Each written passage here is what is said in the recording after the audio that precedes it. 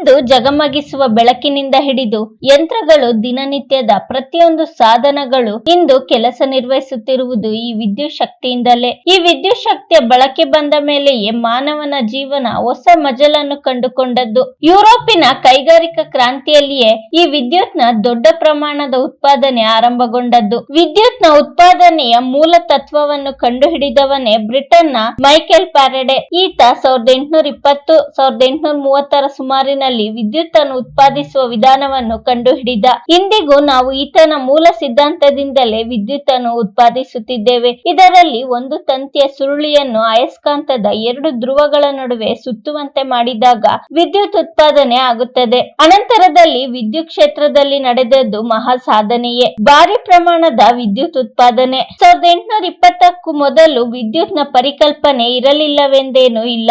ಬ್ಯಾಟರಿಗಳಿಂದ ಸಣ್ಣ ಪ್ರಮಾಣದ ವಿದ್ಯುತ್ ಉತ್ಪಾದನೆ ಆಗಲೇ ಬಳಕೆಯಲ್ಲಿತ್ತು. ಆದರೆ ದೊಡ್ಡ ಪ್ರಮಾಣದ ವಿದ್ಯುತ್ನ ಜನಕನೆಂದರೆ ಅದು ಮೈಕೆಲ್ ಫ್ಯಾರಡೆ. ಇದೇ ಸಂದರ್ಭದಲ್ಲಿ ಥಾಮಸ್ ಆಲ್ವಾ ಎಡಿಸನ್ ಹೊಸ ವಿದ್ಯುತ್ ಬಲ್ಬ್ ಅನ್ನು ಕಂಡುಹಿಡಿದು ಒಂದು ಹೊಸ ಶಕೆಯನ್ನು ಆರಂಭಿಸಿದ್ದ.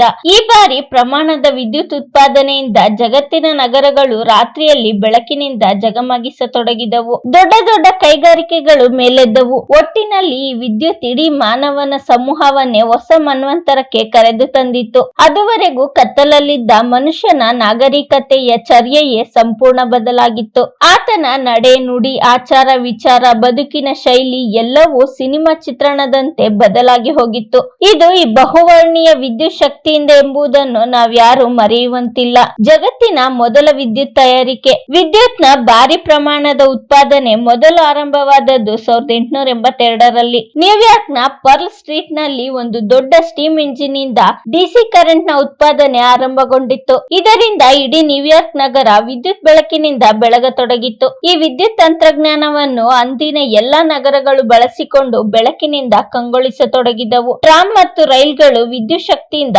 ಓಡತೊಡಗಿದವು. ಈ ರೀತಿ ಉತ್ಪಾದಿಸಿದ ಡಿಸಿ ಕರೆಂಟ್ ಅನ್ನು ಬಹಳ ದೂರದವರೆಗೆ ಒಯ್ಯಲು ಸಾಧ್ಯವಿರಲಿಲ್ಲ. ಆಗ ಉತ್ಪಾದನೆ ಆರಂಭಗೊಂಡಿದ್ದೇ ಎಸಿ ವಿದ್ಯುತ್. ಇಂತಹ ವಿದ್ಯುತ್ ಉತ್ಪಾದನಾ ಸ್ಥಳಗಳನ್ನು ಪವರ್ ಪ್ಲಾಂಟ್ ಎಂದೇ ಕರೆಯುತ್ತಾರೆ. ಇಲ್ಲಿ ಯಂತ್ರಗಳ ಚಲನೆಯಿಂದ ವಿದ್ಯುತ್ ಅನ್ನು ಉತ್ಪಾದಿಸಲಾಗುತ್ತದೆ. ಇಲ್ಲಿ ದೊಡ್ಡ ದೊಡ್ಡ ಟರ್ಬೈನ್ ಗಳನ್ನು ಸುತ್ತುವಂತೆ ಮಾಡಿ ವಿದ್ಯುತ್ ಅನ್ನು ಉತ್ಪಾದಿಸಲಾಗುತ್ತದೆ. ಈ ಟರ್ಬೈನ್ ಗಳು ಮೇಲಿನಿಂದ ಬೀಳುವ ನೀರಿನ ಶಕ್ತಿಯಿಂದ ಅಥವಾ ನೀರಿನ ಹಬೆಯನ್ನು ಬಳಸಿ ಟರ್ಬೈನ್ ಅನ್ನು ತಿರುಗಿಸುವುದರಿಂದ ವಿದ್ಯುತ್ ಅನ್ನು ಉತ್ಪಾದಿಸುವ ಮಾರ್ಗಗಳು ಪ್ರಾರಂಭವಾದವು. ಕರ್ನಾಟಕದಲ್ಲಿ ರಾಯಚೂರು, ಬಳ್ಳಾರಿಗಳಲ್ಲಿ ಥರ್ಮಲ್ ವಿದ್ಯುತ್ ಅನ್ನು ಉತ್ಪಾದಿಸಲಾಗುತ್ತದೆ. ಶರಾವತಿ, ಆಲಮಟ್ಟಿ, ಸೂಪ, ಶಿವನ ಸಮುದ್ರ, ಘಟಪ್ರಭಾ, ಭದ್ರಾ ಮುಂತಾದ ಕಡೆಗಳಲ್ಲಿ ಜಲ ವಿದ್ಯುತ್ ಅನ್ನು ಮತ್ತು ಕಾರವಾರದ ಕೈಗಾ ಅಣು ವಿದ್ಯುತ್ ಸ್ಥಾವರದಲ್ಲಿ ಅಣು ವಿದ್ಯುತ್ ಅನ್ನು ಉತ್ಪಾದಿಸಲಾಗುತ್ತದೆ.